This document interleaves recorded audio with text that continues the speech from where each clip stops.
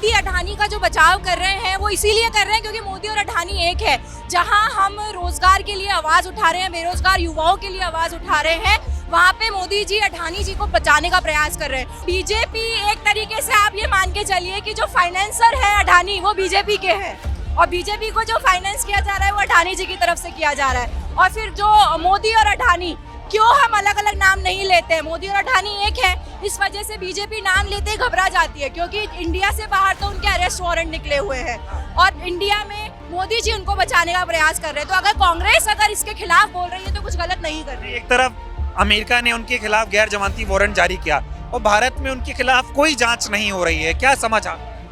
BJP की government है तो गवर्नमेंट की वजह से गवर्नमेंट बचाव कर रही है सीधा सीधा, तो हम सबको क्लियर समझना चाहिए, जनता को भी समझ जाना चाहिए तो कि जब इंडिया से बाहर गैर जमानती वारंट आ रहे हैं तो फिर यहाँ पे कोई जांच तक क्यों नहीं हो रही है? मोदी जी जहाँ जहाँ विदेशों में दौरे पे जाते हैं अडानी को वहाँ पर प्रोजेक्ट मिल जाता है और अभी कई देशों ने वो प्रोजेक्ट कैंसिल भी किए हैं, कई देशों में उनके प्रोजेक्ट के खिलाफ जांच भी चल रही है। क्या लगता है एक उद्योगपति के वजह से, जो करप्ट है, जो भ्रष्टाचारी है, उसकी वजह से दुनिया में देश की छवि खराब हो रही है? बिल्कुल खराब हो रही है क्योंकि भारत एक लोकतांत्रिक देश है, सबसे बड़ा हमारा लोकतंत्र है, सारी चीजें हैं, लेकिन उसके बाद भी यहाँ पे कोई बड़ा उद्योगपति क्यों ना हो लेकिन उसके खिलाफ भी जांच नहीं बिठाई जा रही है तो भारत सवालों के घेरे में आता है।